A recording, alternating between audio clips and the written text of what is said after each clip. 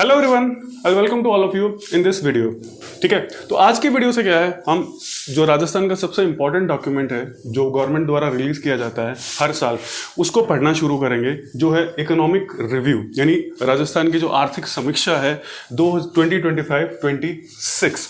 ठीक है, तो ये इंपॉर्टेंट हो जाता है। दूसरी चीज, एक बात का ध्यान रखिए, आप नोटिफिकेशन का इंतजार मत कीजिए, डोंट वेट फॉर नोटिफिकेशन, अपनी तैयारी रखिए। और जब तक आपका नोटिफिकेशन नहीं आता है, आप ज़्यादा फोकस अपने मेंस पे रखिए। किस पे रखिए? मेंस पे रखिए। ठीक है, तो वो आपके लिए सबसे ज़्यादा इंपॉर्टेंट हो जाता है, क्योंकि मेंस में सिलेबस को थोड़ा सा उन्होंने क्या है, एक्सपैंड किया है और स्पेसिफाई किया है। तो उन नए जो टॉपिक्स स्पेसिफाई किए गए हैं, पहले भी थे इम्प्लिसिट फॉर्म में, अब उनको क्या स्पेसिफाई किया गया है, तो उनको आप क्या अच्छी तरह से कीजिए। तो आज से क्या है, हम इसको स्टार्ट करेंगे पढ़ना।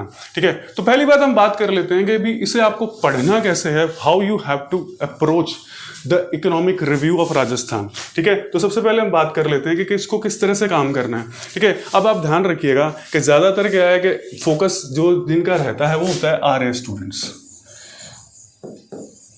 ठीक है, आरए स्टूडेंट्स के लिए सबसे इंपॉर्टेंट चीज है कि आपको इस तरह से किस तरह से हैंडल करना है इस इकोनॉमिक रिव्यू को। ठीक है, तो यहां पर आप ध्यान रखिएगा कि यहां पर दो चीजें आपको दी जाती हैं। क्या दो चीजें दी जाती हैं? एक तो दिया जाता है डेटा।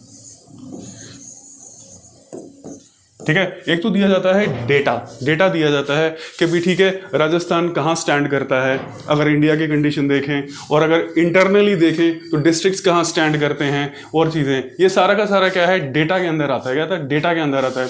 दूसरी चीज़ जो आती है, जो खास करके किसके लिए इंपॉर्टेंट है, वो है आरए स्टूडेंट्स के लिए सबसे इंपॉर्टेंट चीज़ जो होती है, जो इसके अंदर आपको जो थ्योरी दे रखी है, जिसमें कहीं भी आपको डेटा नजर नहीं आएगा। ठीक है, जो थ्योरी दे रखी है वो आपके लिए क्या है, बहुत ही ज्यादा क्या हो जाती है, इंपॉर्टेंट हो जाती है। आपको उसको क्या है, बिल्कुल ध्यान से पढ़ना है, अच्छी तरह से पढ़ना है, और उसमें जो जो पॉइंट्स दे रखे हैं और दे रखे हैं वो क्या है, आपको कंसिडर करने हैं अपने किसके लिए, मेंस पर्पस के लिए। सबसे ज्यादा इंपॉर्टेंट किसके लिए? मेंस पर्पस के लिए। क्योंकि ध्यान रखिएगा कि मेंस पर्पस में जो सबसे ज्यादा इंपॉर्टेंट चीज आ जाती है, वो आ जाते हैं इश्यूज। ठीक है, इश्यूज क्या हैं, किसके? राजस्थान की इकोनॉमी के डिफरेंट सेक्टर्स के। क्या डिफरेंट जो सेक्टर्स हैं उनके इश्यूज क्या हैं। जैसे मान लीजिए एग्री सेक्टर है, ठीक है, यानी जो कृषि का क्षेत्र है, एग्री सेक्टर है, उसके इश्यूज क्या हैं, क्या है, किस इश्यूज को क्या है, कौन से मुद्दे, कौन से समस्याएं क्या है एग्रीकल्चरल सेक्टर क्या है झेल रहा है। ठीक है, तो उसका क्या है, इसी के अंदर क्या है, पहले तो मेंशन करेंगे वो कि एग्रीकल्चरल सेक्टर की समस्याएं क्या हैं, किस तरह से है, हम इसको पढ़ते हैं अभी थोड़ी देर में। ठीक है, तो एग्रीकल्चरल सेक्टर की समस्याएं क्या है, और उसके लिए गवर्नमेंट ने क्या क्या इनिशिएटिव लिए हैं, क्या क्या गवर्नमेंट ने काम किए हैं, या क्या क्या गवर्नमेंट करने वाली है। ठीक है, इसके बारे में भी क्या है, दो जगह आपको चीजें मिलेंगी। एक चीज और मैं आपको बता दूं कि इसको आपको अकेले को नहीं पढ़ना है। क्लियर? जब भी आप पढ़ेंगे तो इसको बजट के साथ में रखकर पढ़ेंगे। क्या करेंगे? बजट के साथ में रखकर पढ़ेंगे, क्योंकि ये तो क्या है कि अब तक गवर्नमेंट ने क्या किया है उसके बारे में बताता है कि भी गवर्नमेंट ने क्या क्या इनिशिएटिव्स लिए हैं, क्या क्या गवर्नमेंट ने काम किए हैं, और गवर्नमेंट की क्या क्या पॉलिसीज रही हैं। बजट में क्या है, वो आगे गवर्नमेंट क्या करने वाली है, सरकार क्या करने वाली है, उसके बारे में आपको क्या है, सारी चीजें स्पष्ट होती हैं। तो जहां भी जो भी सेक्टर आपको मिल रहा है, जैसे आप कृषि का क्षेत्र इससे पढ़ रहे हैं, तो उसमें आगे क्या है, आज जो बजट पेश किया गया है जो 26-27 के लिए, उसमें उन्होंने नई स्कीम्स क्या रखी हैं या नए इनिशिएटिव्स क्या लिए हैं, उसको साथ में लेके क्या है आपको पढ़ना है। तभी आप आरएस को क्या है, मेंस को कवर कर पाएंगे। ठीक है, आरएस मेंस को कवर कर पाएंगे। देखिए, प्रीलिम्स के पास करना कोई मुश्किल बात नहीं है आपके लिए। आप 3 महीने या 60 दिन भी अच्छी तरह से तैयारी कर लेते हैं तो भी आप प्रीलिम्स क्लियर कर जाएंगे, कोई दिक्कत नहीं है। दिक्कत सिर्फ मेंस के अंदर है, क्योंकि मेंस में आपको लिखना है, और लिखना भी अच्छी तरीके से है, और अब मॉडिफाइड जो अप्रोच आरपीएससी ने ले रखी है उसके हिसाब से करना है। ठीक है, तो वहां पर आपको क्या मेंशन करती है कि एग्री सेक्टर की समस्याएं क्या है। क्लियर है कि भी एग्री सेक्टर हमारा क्या है, उसकी समस्याएं क्या है। फिर वही क्या करती है, इंडस्ट्रीज के बारे में बात करती है। ठीक है, यानी उद्योग जो हैं वो कौन कौन से हैं, किस किस तरह के हैं, कैसे हैं, ये सारी चीजें क्या है आपके यहाँ कवर होती है। उनकी समस्याएं क्या है, उनकी समस्याओं को दूर करने के लिए क्या क्या किया जा रहा है, क्या क्या हम प्रोजेक्ट ला रहे हैं और कर रहे हैं, किन किन से हमने लोन लिया है, किन किन से कोलैबोरेशन किया है, ये सारी चीजें क्या हो जाती हैं, इसके अंदर कवर होती हैं। तीसरा फिर वो सर्विसेज सेक्टर आ जाता है। ठीक है। फिर तीसरा क्या, सर्विसेज सेक्टर आ जाता है, यानी सेवाओं का जो क्षेत्र है उसके बारे में बात होती है। फिर इसी के अंदर आपको क्या मिलेगा, ह्यूमन रिसोर्स के बारे में मिलेगा कि हमारी जो डेमोग्राफी है, क्या है हमारी जो डेमोग्राफी है, जननांकिकी है, वो किस तरह से है, किस तरह के हैं हमारे यहाँ रूरल कितना है, यानी ग्रामीण व्यवस्था ग्रामीण वो कितना है, शहरी कितना है, यानी ठीक है, तो अर्बन कितना है, ये सारी चीजें क्या है इसमें मिलती है। तो दोनों तरह से आपको ध्यान रखना है, एक तो डेटा पॉइंट ऑफ व्यू से, क्लियर, किसके व्यू से, डेटा पॉइंट ऑफ व्यू से, कि भाई डेटा का क्या इंपॉर्टेंस है, कि भाई डेटा को क्या आपको ध्यान रखना है कि ये डेटा है और पिछले से ये आप कवर कर रहे हैं। और दूसरा, जैसे मैंने आपको बताया, ये थ्योरी पार्ट, ठीक है, जिसमें कहीं आपको सिर्फ क्या है थ्योरी पार्ट मिलती है और उसको आपको क्या है अच्छी तरीके से क्या करना है, कवर करना है, ताकि आपके जो क्वेश्चंस हैं वो क्या हो, अच्छी तरीके से कवर हो जाएं। तो आज से हम स्टार्ट करेंगे what, we will start the chapter on agri and allied sector. ठीक है, इस चैप्टर का जो नाम है, ठीक है, वो हमारे पास में आता है ट्रांसफॉर्मिंग एग्री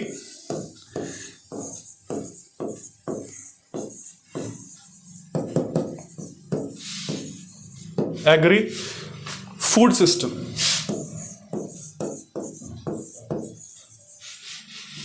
ठीक है, ट्रांसफॉर्मिंग एग्री फूड सिस्टम यानी कृषि खाद्य प्रणाली में रूपांतरण। ठीक है, जो कृषि खाद्य प्रणाली है उसमें रूपांतरण हम कैसे कर रहे हैं और कैसे हमने सोच मान के किया है इस चीज को। ठीक है, तो ये इंपॉर्टेंट है। अब सबसे पहली चीज आ जाती है, जब हम इस थ्योरी को पढ़ेंगे, इस चैप्टर का पहला पेज पढ़ेंगे, तो ये आपको ये बताता है कि एग्रीकल्चर सेक्टर जो है उसका इंपॉर्टेंस क्या है राजस्थान की इकोनॉमी के लिए। स्पेसिफिकली हम राजस्थान की बात करें तो राजस्थान की इकोनॉमी या राजस्थान की अर्थव्यवस्था के लिए एग्रीकल्चर सेक्टर का इंपॉर्टेंस कितना है और क्यों है। देखिए, दो चीजें ध्यान रखिएगा, यहां पर क्या है, दो कारणों से एग्रीकल्चर और एलाइड सेक्टर यानी संबद्ध क्षेत्र जो है उसके अंदर आती है। संबद्ध क्षेत्र, एग्रीकल्चर और एलाइड सेक्टर का इंपॉर्टेंस दो इंपॉर्टेंट कारणों से होता है आपके पास में। एक तो क्या है कि राजस्थान में क्या है, जो रूरल पॉपुलेशन है वो क्या है ऑलमोस्ट 70% के लगभग आती है, क्या 70% के लगभग आती है।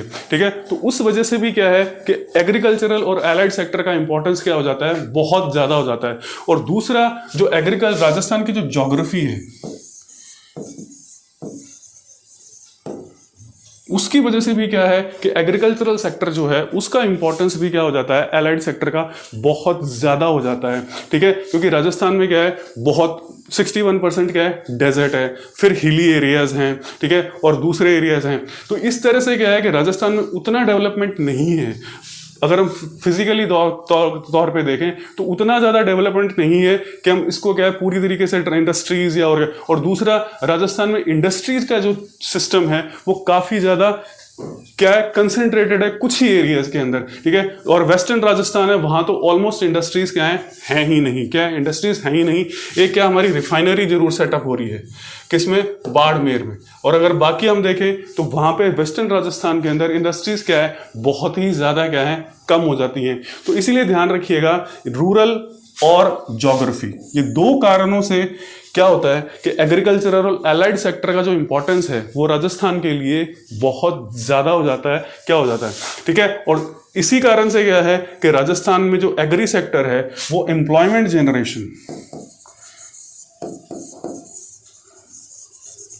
जनरेशन के लिए क्या है, बहुत ज्यादा क्या हो जाता है, इंपॉर्टेंट हो जाता है राजस्थान का जो एग्रीकल्चरल सेक्टर है वो। ठीक है, अब बात कर लेते हैं, जब हमने थ्योरी की बात की तो थ्योरी में क्या है, कुछ इंपॉर्टेंट चीजें आपके लिए लिखी हुई हैं। क्या लिखी हुई है, कुछ इंपॉर्टेंट चीजें जो है आपके लिए लिखी हुई हैं जिनको आपको बहुत ध्यान से करना है और करना है। ध्यान रखिए, ठीक है, जब हम एग्रीकल्चरल सेक्टर की बात करते हैं, ठीक है, हम बात कर रहे हैं यहाँ पे एग्रीकल्चरल सेक्टर की। एलाइड को हमने एक बार छोड़ दिया है, वी हैव एलाइड, तो ध्यान रखिएगा, हम बात कर लेते हैं कि एग्रीकल्चरल एंड एलाइड, इसको भी थोड़ा हम पढ़ लेते हैं कि भी एग्रीकल्चरल और एलाइड सेक्टर में क्या क्या चीजें आती हैं। ठीक है, तो ध्यान रखिए, इसके अंदर एक तो क्या है, आपके क्रॉप्स डायरेक्टली आती हैं, तो सीधे क्या है, क्रॉप्स हैं आपके पास में, जो प्योरली एग्रीकल्चरल सेक्टर आता है। क्या प्योरली एग्रीकल्चरल सेक्टर आता है। फिर यहां पर क्या आता है आपके पास में, लाइव स्टॉक। ठीक है, जिसे हम क्या कह रहे हैं, पशुपालन कह रहे हैं। क्या पशुपालन कह रहे हैं। फिर इसके अंदर क्या आता है, फॉरेस्ट्री एंड लॉगिंग। ठीक है, जिसको हम वानिकी कह रहे हैं। और लॉगिंग का मतलब जो ट्रीज वगैरह हैं उनसे जो लकड़ी आपको मिल रही है उसका क्या कर रहे हैं आप, यूज कर रहे हैं किसी भी पर्पस से, चाहे वो घर बनाने का पर्पस हो, चाहे उसको कमर्शियल यूज कर रहे हो, चाहे उसको फ्यूल के रूप में यूज कर रहे हो, किसी भी तरीके से यूज कर रहे हो। फिर जो चौथी चीज इंपॉर्टेंट आ जाती है वो आ जाती है फिशरीज। ठीक है, वो आ जाती है क्या, फिशरीज आ जाती है। ठीक है, तो ये क्या है, मोटे तौर पे एग्रीकल्चरल एलाइड सेक्टर आता है। ठीक है, अब अगर आप गौर से देखेंगे तो यहां पर क्या है, ये सेक्टर जो है इसके अंदर सबसे ज्यादा कंट्रीब्यूशन करता है। क्या करता है, सबसे ज्यादा अगर किसी का भी कंट्रीब्यूशन है इस एग्रीकल्चरल एलाइड सेक्टर में तो सबसे ज्यादा किसका है, लाइफ स्टॉक का, फिर किसका आता है, क्रॉप्स का, और फिर फॉरेस्ट्री, और ये चीजें आ जाती है। अब ठीक है, तो ये चीज आपके लिए क्या है, इंपॉर्टेंट हो जाती है। अब पॉइंट ये उठता है कि इसको एलाइड क्यों कह रहे हैं।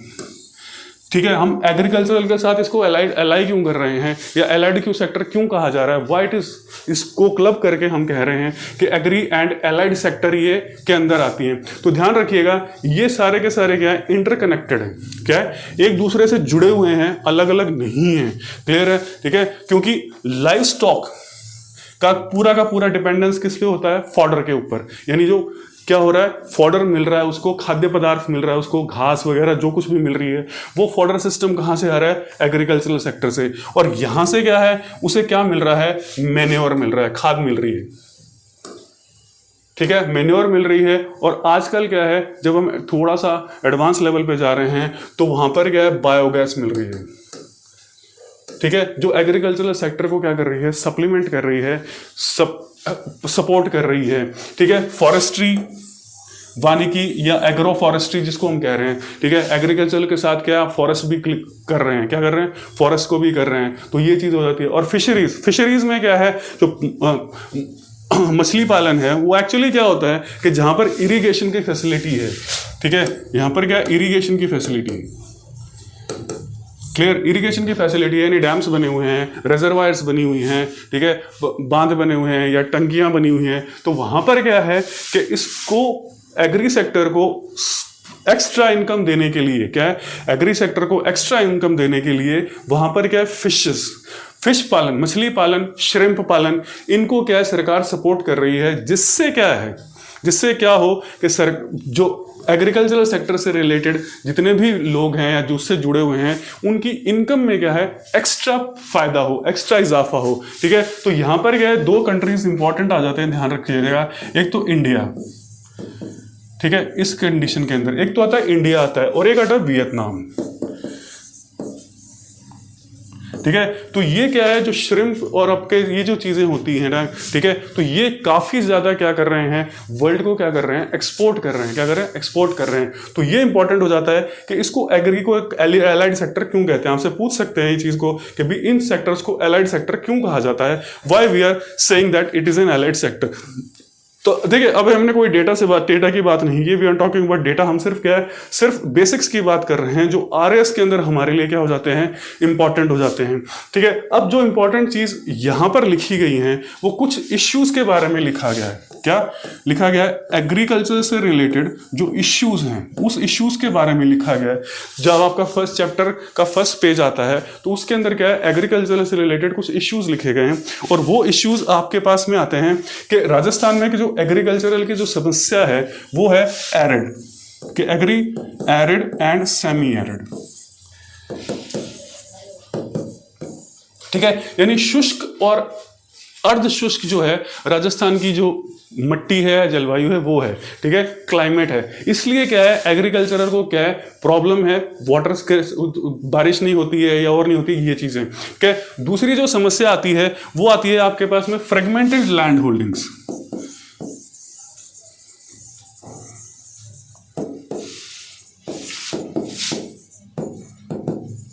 ठीक है, क्या, फ्रेगमेंटेड लैंड होल्डिंग्स, यानी राजस्थान में जो भूमि है वो क्या है, बहुत छोटे छोटे टुकड़ों में बटी हुई है। क्या है, बहुत छोटे छोटे टुकड़ों में बटी हुई है। बहुत ज्यादा बड़ी भूमि किसी के पास में रेयर केस में आपको मिलती है, जिससे क्या है कि जो प्रोड्यूस होता है वो उतना नहीं हो पाता, रेन्यूमरेटिव नहीं हो पाता है जितना उसको होना चाहिए। जैसे अमेरिका के अंदर, इजराइल के अंदर, यूक्रेन के अंदर फार्म्स क्या है, बहुत बड़े बड़े होते हैं, क्या बहुत बड़े बड़े फार्म्स होते हैं और मैकेनाइज सिस्टम उनका होता है। इसलिए उनका जो एग्रीकल्चरल का जो प्रोडक्शन होता है वो क्या है, काफी ज्यादा रेन्यूमरेटिव हो जाता है। तो दूसरी कंडीशन क्या आ जाती है, फ्रेगमेंटेड लैंड होल्डिंग्स, ध्यान रखिएगा, these are part of issues. ठीक है, राजस्थान में एग्रीकल्चर से रिलेटेड इश्यूज में क्या आ रहा है, एरिड एंड सेमी एरिड, ठीक है, शुष्क व अर्धशुष्क, फिर फ्रेगमेंटेड लैंड होल्डिंग्स आ जाती हैं। फिर तीसरी चीज आती है, वो आपके पास में आती है सॉइल डिग्रेडेशन, सॉइल डिग्रेडेशन, ठीक है, सॉइल डिग्रेडेशन यानी जो मिट्टी की जो क्वालिटी है वो क्या हो रही है, निम्न स्तर पे जा रही है, क्या निम्न स्तर पे जा रही है, तो वो भी क्या है, एक प्रॉब्लम आ जाती है। This is also an issue. तो तीसरा इश्यू आपको ये दिया गया है। फिर आ जाती है वाटर स्कैरसिटी, ठीक है। फिर जो नया इश्यू आता है वो आता है वाटर स्कैरसिटी, ठीक है, वाटर स्कैरसिटी। ऐसा नहीं है कि जरूरी नहीं है बारिश ना हो तो पानी भी अवेलेबल नहीं हो, ठीक है, पानी भी अवेलेबल नहीं हो। सेमी एरिड और सेमी एरिड का मतलब ये नहीं है कि ठीक है पानी की अवेलेबिलिटी नहीं है, में भी क्लाइमेट ऐसा हो सकता है, पर यहाँ पर क्या है, वाटर स्कैरसिटी भी है, क्योंकि डेजर्ट एरिया है इसलिए वाटर की क्या है, यहाँ पर स्कैरसिटी है। तो 4 मेजर इश्यूज यहाँ बताए जाते हैं। और एक जो सबसे बड़ा इश्यू आता है वो आता है क्रेडिट फैसिलिटी।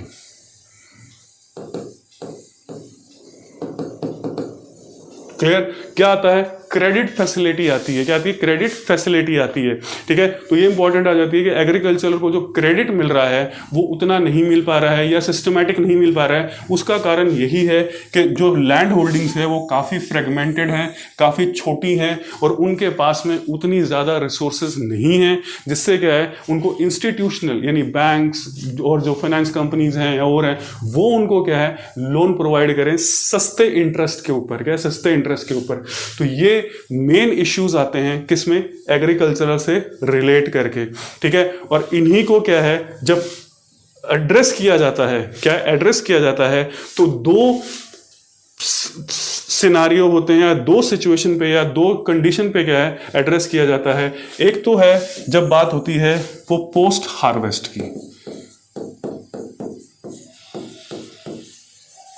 ठीक है, यानी फसल क्या है, पक चुकी है, ठीक है, फसल पक चुकी है, उसके बाद में किसानों को किस तरह से मदद की जाए, how the farmers should be helped, कि उनका सपोर्ट कैसे किया जाए, ये क्या है सारा का सारा आपको किसमें ये दिया जा रहा है इस इकोनॉमिक्स रिव्यू में। और दूसरा जो होता है प्रोडक्शन लेवल, जो पहला है प्रोडक्शन लेवल, ठीक है, यानी production level right from soil quality, यानी सॉइल क्वालिटी से लेकर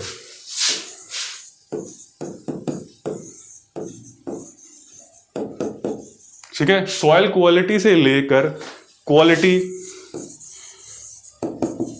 ऑफ सीड, ठीक है, क्वालिटी ऑफ सीड, जो भी यानी 2 पार्ट्स में क्या है कि इसको एड्रेस किया जा रहा है। किसकी सिचुएशन को, जब हम एग्रीकल्चर की बात कर रहे हैं तो 2 पार्ट्स में उसे एड्रेस किया जा रहा है। एक प्रोडक्शन लेवल तक, यानी जहां तक क्या है हमें उसको किस में करना है, उगाना है, वो बोना है और सारी चीजें करनी है। फिर जब फसल पक जाती है, हार्वेस्ट हो जाती है, उसके बाद में किस तरह से क्या है उसे संभालना है, ये चीजें होती है। तो यहां पर क्या है सॉइल क्वालिटी आ जाती है, जिसमें हम सॉइल हेल्थ कार्ड यूज करते हैं, क्या सॉइल हेल्थ कार्ड यूज करते हैं। क्वालिटी ऑफ सीड के अंदर आती है, जैसे मुख्यमंत्री बीज स्वावलंबन योजना है हमारी, क्या मुख्यमंत्री बीज स्वावलंबन योजना है। देखिए अभी हम कोई भी डेटा बारे में बात कर रहे हैं, हम सिर्फ क्या कॉन्सेप्ट की बात कर रहे हैं जो आपको अच्छी तरीके से क्या करनी है, ठीक है, बीज स्वावलंबन योजना है। फिर उसके अंदर क्या है वाटर स्कैरसिटी की जब बात आती है, क्या आती है वाटर स्कैरसिटी की जब बात आती है, तो वहां पर क्या है कि ड्रिप और स्प्रिंकलर इरिगेशन सिस्टम काम लिया जाता है। क्या ड्रिप सिस्टम और स्प्रिंकलर इरिगेशन सिस्टम क्या है काम में लिया जा रहा है। तो वहां पर क्या है कुछ इन चीजों को एड्रेस किया जा रहा है, क्या तो यहां पर क्या है कि फार्मर्स को फिर इंस्टीट्यूशनल सपोर्ट भी दिया जाता है, गाइडेंस भी दिया जाता है कि आपको किस तरह से फसल को पानी कब देना है, कितना देना है, बीज कितना रखना है, फर्टिलाइजर्स कैसे होने चाहिए, कब फर्टिलाइजर्स यूज होना चाहिए, और फर्टिलाइजर्स की अगर कमी है तो सरकार किसानों को फर्टिलाइजर कैसे प्रोवाइड करेगी, क्या फर्टिलाइजर कैसे प्रोवाइड करेगी, ये चीज हो जाती है कहां पर प्रोडक्शन लेवल पर। फिर हम बात करते हैं पोस्ट हार्वेस्ट की। तो पोस्ट हार्वेस्ट में सबसे पहली चीज जो आती है वो आती है स्टोरेज, ठीक है, यानी कि जो फसल है ये नहीं है वो भी फसल पकी कटी और आपने बेच दी, ठीक है, तो उसको क्या है पहले स्टोर करना पड़ता है, we have to store that figure. तो उसे स्टोरेज कैसे किया जाएगा, कहाँ किया जाएगा, किस तरह से किया जाएगा। फिर दूसरा होता है उसके अंदर उसकी मार्केटिंग कैसे की जाएगी, ठीक है, उसकी मार्केटिंग हम कैसे करेंगे। स्टोरेज का मतलब उसको रखेंगे कहाँ, सुरक्षित तौर पे, ठीक है, जो जैसे वेयर हाउसेस बने होते हैं तो उन वेयर हाउसेस पे उसे रखेंगे और किसानों को किस तरह से वेयर हाउसेस की फैसिलिटी दी जाएगी, एससी को कितना हम कितना कम रखें, कितना कम एससी से लेंगे, फिर किसानों से कितना लेंगे, फिर जो ऑर्गेनाइजेशन बने हुए हैं उनसे कितना लेंगे, तो मार्केटिंग होगी। फिर उसके बाद में ये सारी चीजें क्या है इसमें आती है, और मार्केटिंग के अंदर क्या है सारी चीजें आपके पास आ जाती हैं, क्या लॉजिस्टिक्स कैसा होना चाहिए, किस तरह से क्या है फसल को, जो फसल पक चुकी है और कट चुकी है और स्टोरेज सिस्टम के अंदर है उसको मार्केट तक कैसे पहुंचाया जाए, क्या है हम मार्केट तक उसको कैसे पहुंचाएं, मार्केट तक अगर वो पहुंच गई है तो लोगों तक ये कैसे पता चले कि वो चीज़ क्या है मार्केट में अवेलेबल है। तो वो सारी चीज़ें क्या है ये इसमें क्या कहती है पोस्ट हार्वेस्ट में, और यहाँ क्या है प्रोडक्शन लेवल। तो दो लेवल्स पे क्या है काम हो रहा है और काम गवर्नमेंट कर रही है, और गवर्नमेंट ने ये भी बताया है इस सर्वे में कि हम ये स्टेप्स क्या हैं ले रहे हैं। अभी हम किसकी बात कर रहे हैं, only and only agri sector की क्या है हम बात कर रहे हैं, ठीक है। तो अब हम बात कर लेते हैं पहली बात तो जब हमने क्या किया था ये कहा था कि जो जीवीए यानी कंट्रीब्यूशन है किसका, एग्री सेक्टर का और एलाइड सेक्टर का, जब हमने कहा था कि जो लाइव स्टॉक है आपका, ठीक है, लाइव स्टॉक है उसका जो कंट्रीब्यूशन है वो सबसे ज्यादा है, वो कितना आ गया आपके पास में, ठीक है ना, 49.35%, यानी 49.35% किसका कंट्रीब्यूशन है जीवीए के अंदर। अब देखिए जीवीए, जीडीपी और जितनी भी चीजें हैं वो आपको क्या है इकोनॉमिक्स के वीडियोस में मिल जाएंगी, तो वहां से आप ले लीजिएगा कि जीडीपी क्या है, जीवीए क्या है और ये चीजें क्या होती हैं आपके पास में। यहाँ हम अलग से करवाएंगे तो वो थोड़ा सा आपको अजीब लगेगा, तो वहां पर जब आप इकोनॉमिक्स के बारे में बात करेंगे तो वो कवर सारी चीजें हो जाएंगी, ठीक है। तो सबसे ज्यादा कंट्रीब्यूशन किसका है, इसका लाइव स्टॉक का। दूसरे नंबर पे जैसे मैंने कहा था क्या आ रहा है, क्रॉप्स आ रही हैं, कितनी आ रही है 42.61%, यानी इतना परसेंटेज किसका है, इसका। और टोटल जो जीवीए यानी ग्रॉस वैल्यू एडिशन, तो ये जो है यहां पर कितना आ रहा है 4.41 लाख करोड़ रुपए का जो जीवीए है, यानी राजस्थान का जो जीएसवीए है उसके अंदर इतना कंट्रीब्यूशन या उतना जो होता है यहां से आता है, किधर से, एग्रीकल्चर और एलाइड सेक्टर से। फिर हमारे पास में आ गया फॉरेस्ट्री एंड लॉगिंग, ये कितना है 7.49%।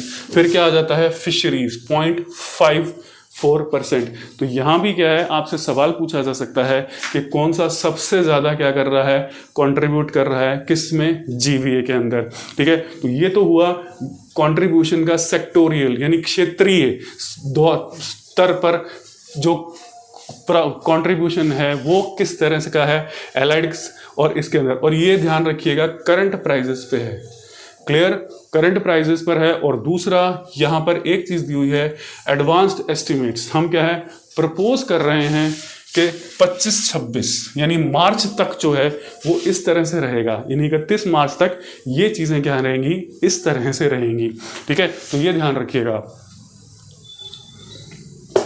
ये हम प्रपोज कर रहे हैं कि यहां तक इतना रहेगा ये, ठीक है, हमारा जो जीवीए होगा वो इतना होगा, और उसमें से इतना यहां से आएगा, इतना यहां से आएगा, इतना यहां से आएगा, और इतना जो है वो यहां से आएगा, ठीक है। तो ये एक इंपॉर्टेंट चीज क्या है आपके पास में आ जाती है। अब बात आती है कि जब हम बात कर रहे हैं एग्री सेक्टर की, तो हमने क्या है एक डॉक्यूमेंट बनाया है, विजन डॉक्यूमेंट इंडिया एट 2047 कि हम डेवलप्ड इंडिया को क्या करेंगे, डेवलप करेंगे और इतने ट्रिलियन डॉलर्स की क्या है इकोनॉमी बनाएंगे, क्या इतने ट्रिलियन डॉलर्स की हम क्या करेंगे इकोनॉमी बनाएंगे। तो उसी को ध्यान में रखते हुए राजस्थान में भी क्या है एक डॉक्यूमेंट बनाया गया है एट 2047। तो उसके अंदर हमने एक टारगेट रखा है, ये हमारा टारगेट रहेगा। और जो एग्रीकल्चरल के ऊपर चीजें आती हैं, ठीक है, तो हमने थ्रस्ट एरियाज रखे हैं, यानी जिन एरियाज पर हम क्या है ज्यादा जोर देंगे, क्या करेंगे ज्यादा जोर देंगे, तो वो एरियाज कौन से हैं। तो ध्यान रखिएगा ये 10 क्षेत्र दिए गए हैं, क्या 10 क्षेत्र दिए गए हैं। तो यहां पर आता है क्लाइमेट रेजिलिएंट, ठीक है, पहला क्या क्लाइमेट रेजिलिएंट एग्रीकल्चर। क्लाइमेट का मतलब होता है जो वैश्विक क्लाइमेट का जो चेंज हो रहा है, परिवर्तन हो रहा है, उसके अगेंस्ट में हम ऐसी एग्रीकल्चर लाएंगे जो उसको भी क्या कर रहे, उसका प्रभाव क्या है हमारी एग्रीकल्चर पर ना पड़े। ठीक है, तो उसका प्रभाव हमारी एग्रीकल्चर यानी हमारे कृषि पर ना पड़े। फिर क्या है, वाटर एंड क्लाइमेट रेजिस्टेंस, तो दोनों ही आ गए इसके पास में कि हम उसको वाटर रेजिस्टेंट भी बनाएंगे और क्लाइमेट रेजिस्टेंस भी बनाएंगे, क्लाइमेट को अनुकूलन करेंगे और इस तरह से करेंगे। फिर है क्रॉप डाइवर्सिफिकेशन। ठीक है, यानी जो फसलें हैं उसको हम एक ही तरह का नहीं रखेंगे, कई सारी फसलों को यूज करेंगे, जिससे क्या है सॉइल की क्वालिटी क्या है बनी रहे। ठीक है, फिर life stock and fodder infrastructure. ठीक है, यानी कि जो हमारा जो ये है जो लाइफ स्टॉक है, पशुपालन है, और उसके लिए जितना भी ठीक है उनको खाद्य पदार्थ चाहिए, उसके लिए क्या है हम आधारभूत संरचना को क्या करेंगे अच्छे तरह से खड़ा करेंगे।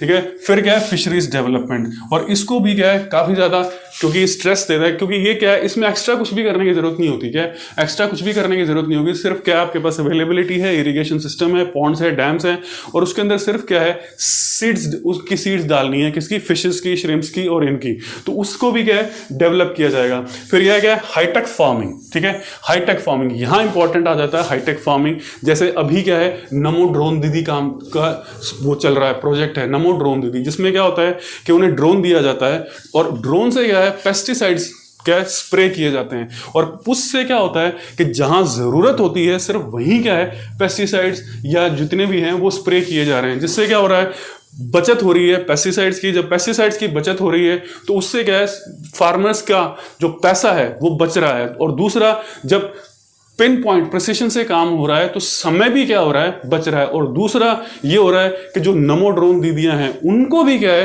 रोजगार मिल रहा है, एम्प्लॉयमेंट मिल रहा है। तो क्या, तो ये एक तरह का क्या है हाईटेक हो गया। टेक्नोलॉजी एंड ऑटोमेशन ये भी इसी तरीके से इसी का पार्ट है। ठीक है, तो टेक्नोलॉजी एंड ऑटोमेशन क्या है, हम ऑटोमेशन का काम करेंगे, क्या करेंगे ऑटोमेशन सिस्टम करेंगे, जिससे क्या है जल्दी चीजें हों। क्या, फिर post harvest management and exports, जिसका हमने पढ़ा था पोस्ट हार्वेस्ट यानी हार्वेस्ट के बाद में, यानी जब फसल पक जाती है उसके बाद में पूरा का पूरा मैनेजमेंट इस तरह से किया जाएगा कि वो फार्मर्स को पूरा सपोर्ट करे और एक्सपोर्ट में क्या करे मदद करे। ठीक है, और फिर ये women and youth in agriculture. ठीक है, यानी एग्रीकल्चर की तरफ जो रुझान कम हो रहा है उसकी तरफ हम क्या है किसको लेकर आए, वुमेन और यूथ को, क्योंकि ये सबसे ज्यादा इंपॉर्टेंट सेक्टर है हमारा, जिसके अंदर क्या है काफी ज्यादा क्या है हम कह रहे ड्यूरेस आ रहा है और आ रहा है। ठीक है, फिर कोऑपरेटिव क्रेडिट एक्सेस। ठीक है, और यहां पर ध्यान रखिएगा सबसे इंपॉर्टेंट चीज आ रही है कि credit access, cooperative credit access. ठीक है, यानी कि क्या है कोऑपरेटिव बनाकर क्या है उनको इजी क्रेडिट मिले, साख मिले, पैसा मिले काम करने के लिए, और सस्ता मिले, इंटरेस्ट भी क्या है कम हो, तो ये हमारा सिस्टम रहेगा।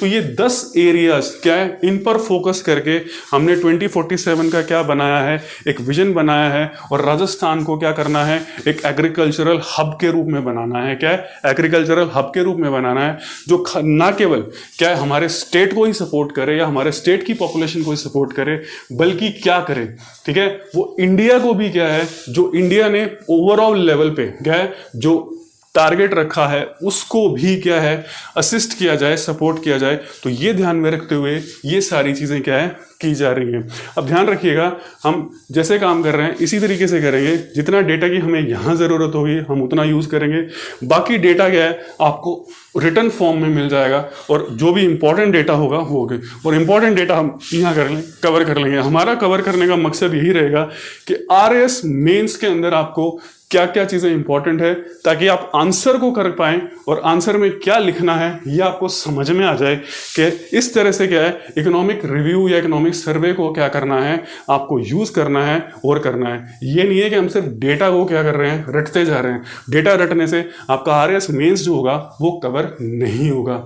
ठीक है, तो आज के वीडियो में हमने इन बेसिक चीजों को किया था। ठीक है, आज का वीडियो छोटा था, 2-3 वीडियो और हैं इसी तरीके से। फिर उसके बाद क्या है हम थोड़े वीडियोस को क्या करेंगे लंबा करेंगे, एक्सटेंड करेंगे इन वीडियोस को, ताकि आपका काम थोड़ा क्या है जल्दी हो जाए। क्या जल्दी हो जाए, क्योंकि SI से पहले हम ये चाहते हैं कि आपका कब ये इकोनॉमिक रिव्यू जो है वो कंप्लीट हो जाए SI के एग्जाम से पहले। खास तौर पे जो एक प्री एग्जाम ओरिएंटेड जितना भी मटेरियल आपका है that will be our target for that. ठीक है, तो आज की वीडियो में इतना ही, मिलेंगे नेक्स्ट वीडियो में। Thank you for watching the video.